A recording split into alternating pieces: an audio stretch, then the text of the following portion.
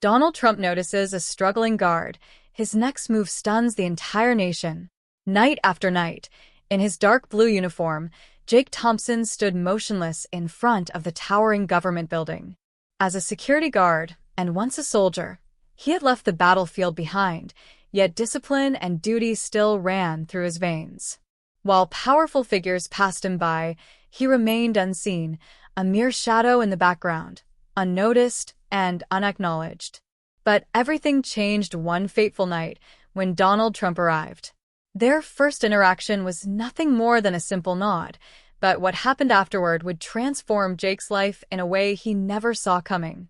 A test he wasn't prepared for, a fleeting chance, a single decision that could either lift him out of obscurity or sink him deeper into irrelevance. But what did Trump see in Jake? And what happened that left the nation in absolute shock? Jake Thompson's night shifts were always the longest. From 9 p.m. until sunrise, he patrolled the cold, empty hallways, his own footsteps echoing in the silence. He watched over the locked doors that safeguarded the nation's most crucial decisions, yet he himself was just a guard, an unseen protector in a place filled with individuals who shaped history. Once he had been a soldier. 8 years in the military, surviving grueling deployments in the Middle East. But when he came home, the world had changed. Soldiers once celebrated as heroes were now nothing more than names mentioned in speeches, honored in words, yet forgotten in reality. No real career prospects, no opportunities to apply the skills he had fought so hard to gain. He tried moving up in the security field, but no one was willing to give him a chance. His job paid the bills, but it led nowhere. Every night, he stood by those towering gates, watching influential people stride past, entering meetings he would never be part of. And each time he saluted a politician or a wealthy executive, a thought lingered in his mind. If my life had taken a slightly different turn, could I have been one of them? But like always, Jake lowered his gaze, held his position, and continued his duty, never realizing that, in just a few hours, his life was about to change in ways he never imagined. A fateful encounter.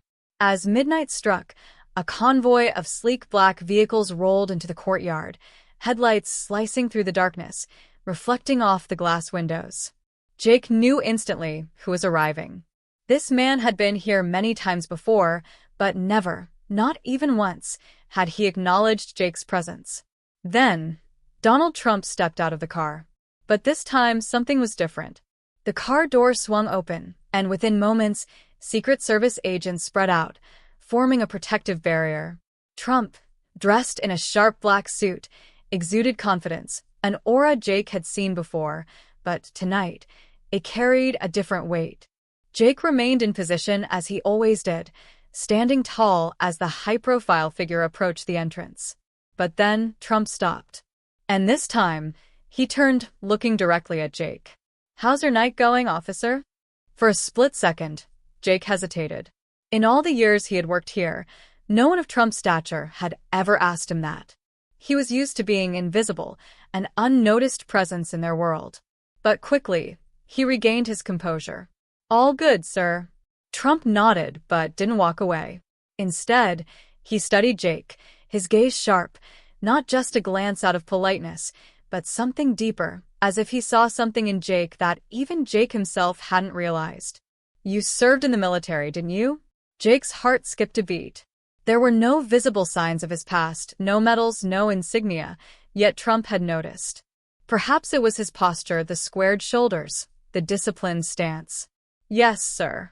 8 years in the Army. Trump nodded, as if confirming something he had already suspected. 8 years, that's a long time. And now you're here?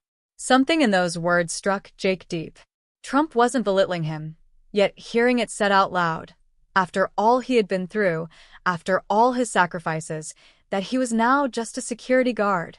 It wasn't easy to swallow. "I handle security for this building, sir," Jake answered, keeping his voice steady. Trump's gaze didn't waver. Then a small smile, not condescending but intrigued. "Tell me, do you think this building is truly secure?" Jake blinked. Was this a test? That wasn't a question most people would dare to answer. "I believe we do our best to keep it safe, sir." Trump tilted his head slightly. Doing your best doesn't always mean it's enough. If you had the power to change the security system here, what would you do differently? Jake hesitated. He had plenty of ideas, the weak points, the overlooked flaws, the vulnerabilities that no one else had noticed.